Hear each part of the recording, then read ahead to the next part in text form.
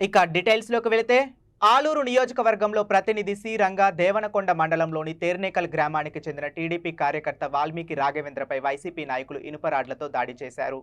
తన సొంత వాహనం కారులో ప్రయాణిస్తుండగా వైసీపీ నాయకులు డీలర్ బాట మీద వెంకప్ప ఇంటి దగ్గర ఇనుపరాడ్లతో దాడి చేశారు. వాల్మీకి రాఘవేంద్ర మాట్లాడుతూ వైసీపీ నాయకులు నాపై కావాలని ఒక వ్యక్తిని మద్యం సేవించి పంపి ఆయనతో నానా దుర్భాషలాడించి తీవ్రమైన పదజాలాలతో దూషిస్తున్నారని, మా కుటుంబానికి చెందిన ఆడవాళ్లపై అసభ్య పదజాలాలు దూషిస్తూ నాపై కావాలనే దాడి చేస్తున్నారన్నారు. టీడీపీ పార్టీలో చురుగ్గా ఉన్నందున రాజకీయంగా ఎదుర్కొనే ధైర్యం లేక నాపై దాడికి పాల్పడుతున్నారన్నారు. దాడి చేస్తుండగా 2 తులాల చైను, ఒక సెల్ ఫోను వైసీపీ కార్యకర్తలు దొంగలించారు. దాడి చేసిన వారిపై విచారణ జరిపి పోలీసులు వారిపై చట్టపరమైన చర్యలు తీసుకోవాలని వాల్మీకి రాఘవేంద్ర పోలీసులను కోరారు. నా పేరు రాఘవేంద్ర అండి. చెన్నైకల్ గ్రామం, దేవరకొండ మండలం, కర్నూలు జిల్లా. నిన్నటి నుంచి నిన్న నైటు ఒక వ్యక్తిని తాపి, నాది బజార్లో, షేర్ బజార్లో కూల్ డ్రింక్ షాప్ ఉంది. బజార్లో నన్ను, నా భార్యని అసభ్య ప్రవర్తనతో, అంటే అసభ్య వ్యాఖ్యలతోటి తిట్టడం జరిగింది. మేమైతే చూసుకుంటున్నాం కానీ ఆడవాళ్ళు ఇద్దరు, మా వదిన, నా భార్య, ఆయనకు సర్ది చెప్పి దండికి తాగున్నాడు. చెవల తిమ్మప్ప అనే వ్యక్తి.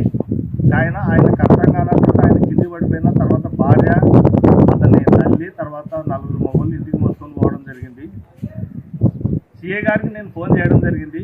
సార్ ఇట్లా జరుగుతుంది, రాఘవేంద్ర నువ్వేం చేసుకున్నట్టు ఏం పట్టించుకోవద్దు, సరే నేను కానిస్టేబుల్ చెప్తాను అనడం ద్వారా నేను ఊరుకున్నాను. నా భార్యను కూడా 2 మార్లు కాలు పట్టుకుంటూ నా భార్య కూడా 2 మార్లు కిందికి పడింది. అదేవిధంగా ఆ కంప్లైంట్ రాసుకుని ఉదయం రా అంటే నేను కంప్లైంట్ రాసుకొని తెల్ల పేపర్ మీద నా భార్యతో సంతకం పెట్టించుకొని నేను సిఐ గారి దగ్గరికి దేవరకొండకు వస్తున్న సమయంలో నేను ఒక్కనే నా కారులో వస్తుంటే అక్కడ కాపు కాసి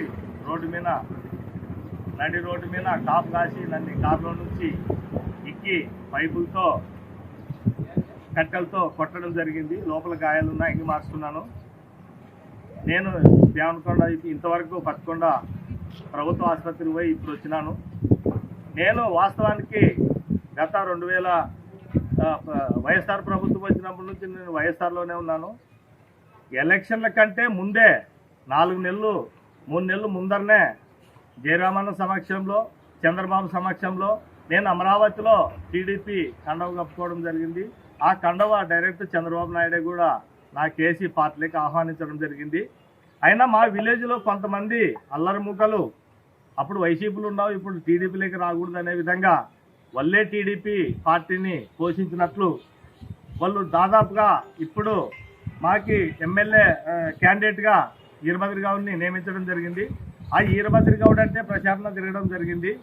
మా విలేజ్లో అదేవిధంగా దేవరకొండ మండలంలో కూడా ఈరభద్రి గౌడు సమక్షంలోనే నన్ను 2 మార్లు దాడి చేయడం జరిగింది. ఈరభద్రి గౌడు అదేవిధంగా జనసేన వెంకప్ప గారు కూడా రాఘవేంద్ర నువ్వు కోపం తగ్గించుకో, వాళ్ళు ఏదో దృష్టిలో పెట్టుకొని ఏదో మాట్లాడతారు అనడం జరిగింది. తీరా ఇప్పుడు ఎలక్షన్లు అయిపోయిన తర్వాత కూడా నా పనులు నేను చేసుకుంటూ సక్రమంగా నిత్యము ఏదో పని మీద ఏదో వ్యక్తి సాయపడుతూ సోషల్ వర్క్ చేసుకుంటూ నేను జీవనం సాగిస్తున్నాను. ఇంకా అక్కడ ఉన్నటువంటి వైఎస్ఆర్ నాయకులు సమక్షంలో అటు ఇటు కాని వ్యక్తులు వైఎస్ఆర్ తర్వాత టీడీపీలో మళ్ళీ వాళ్ళకి పార్టీలో ఎవరు ఆహ్వానించారో నాకైతే తెలియదు. నిజంగానే ఈ నిజవర్గం టీడీపీ నాయకులు ఆలోచన చేయాలా. నేను స్వచ్ఛందంగా పార్టీలోకి రావడం జరిగిందా, మళ్ళీ ఇప్పుడు నన్ను కొట్టిన వాళ్ళు